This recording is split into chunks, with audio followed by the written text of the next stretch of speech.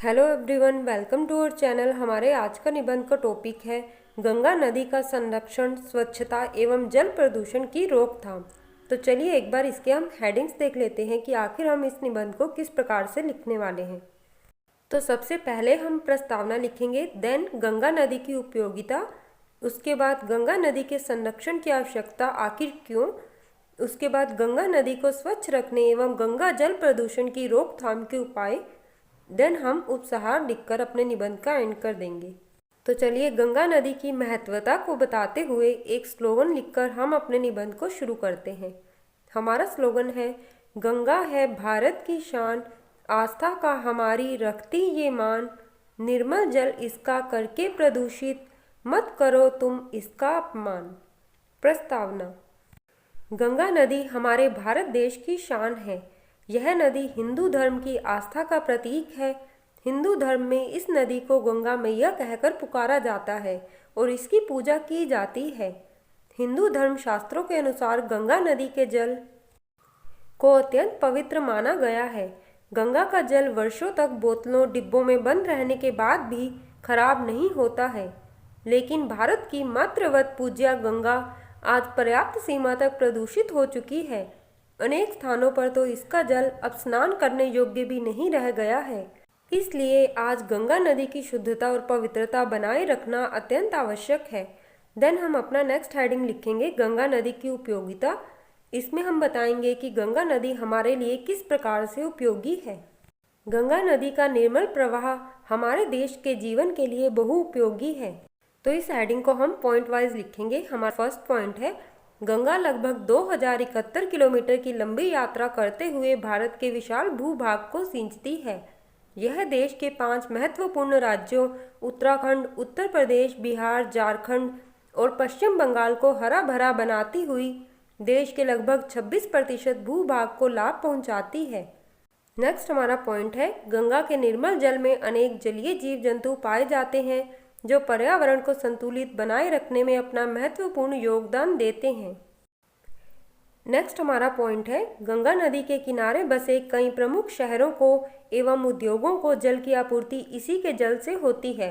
Next, Ganga नदी पर बने बांधों और इससे निकाली गई अनेक बड़ी नहरों पर बिजली घरों की स्थापना करके प्रचुर मात्रा में बिजली का उत्पादन किया जाता है। नेक्स्ट, गंगा नदी के जल में बैक्टीरियोफेज नामक विषाणु पाया जाता है जो हानिकारक जीवाणुओं और सूक्ष्म जीवों को जीवित नहीं रहने देता है।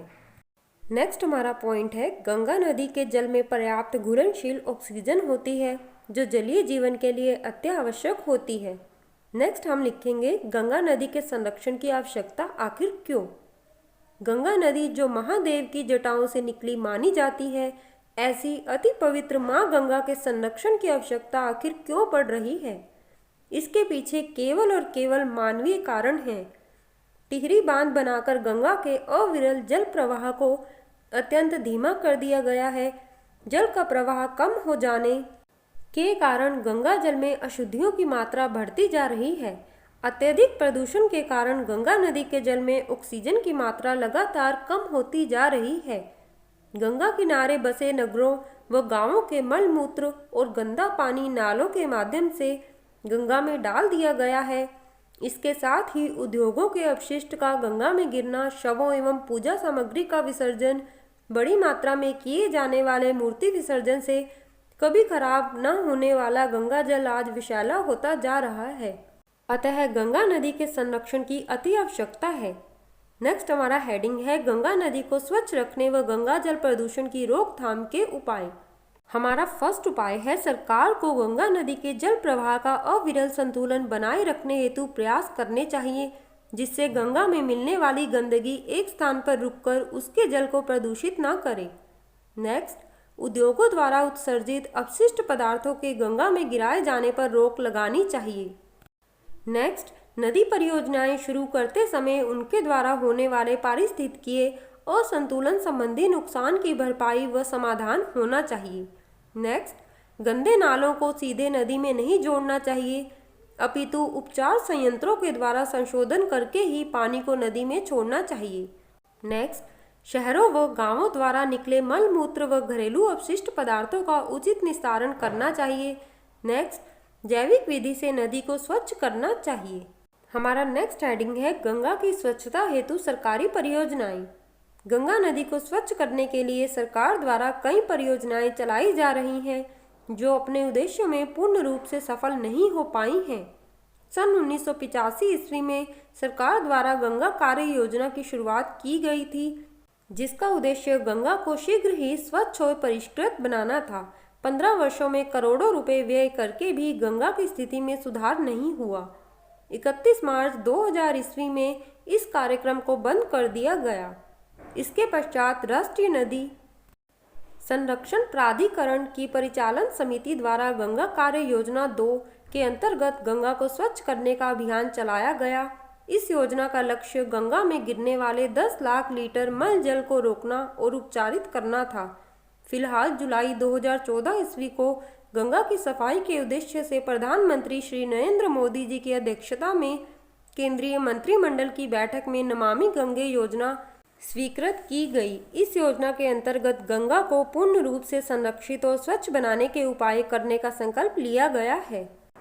इस योजना पर लगभग 20,000 करोड़ रुपए की धनराशि व्यय की जाएगी। इस योजना के अंतर्गत भारत सरकार ने गंगा के किनारे स्थित 48 औद्योगिक इकाइयों को बंद करने का आदेश दे दिया है। लास्ट में हम लिखेंगे उपसंहार। आज केंद्र सरकार गंगा की सफाई के प्रति सजग, सक्रिय और दृढ़ प्रतिज्ञ है। फिर भी हम सभी देशवासियों को भी तन मन धन द्वारा इस अमूल्य राष्ट्रीय संपदा के संरक्षण के लिए आगे आना चाहिए। बनारस के स्वच्छ गंगा अभियान के संचालक प्रोफेसर वीरभद्र मिश्र के अनुसार गंगा दुनिया की एकमात्र नदी है जिस पर 40 करोड़ लोगों का अस्तित्व निर्भर है। अतः ऐसी जीवनदायिनी, अति पवित्र और वैज्ञानिक दृष्टि से लाभकारी गंगा नदी की स्वच्छता को ध्यान में रखते हुए हमें इसका संरक्षण करना चाहिए। लास्ट में हम गंगा नदी के संरक्षण के प्रति लोगों को जागरूक करने के लिए एक नारा लिखेंगे। हमारा नारा इस प्रकार से है, 40 करोड़ लोगों के जीवन का आधार, माँ कहलाती गंगा नदी करती सबका उद्धार। आओ संरक्षण को इसके हम सब आगे आएं, ना करें अपने कृत्यों के द्वारा गंगा जल बेकार। तो फ्रेंड्स, इस प्रकार से आप एक प्रभावशाली निबंध इस टॉपिक पर लिख सकते हैं। इस वीडियो का PDF पाने के लिए आप हमारे चैनल को टेलीग्राम पर ज्वाइन कर सकते हैं। तो फ्रेंड्स, कैसा लगा आपको ये निबंध कमेंट करके ज़रूर बताएं। वीडियो हेल्पफुल हो तो वीडियो को लाइक करें, चैनल को सब्सक्राइब करें। धन्यवाद।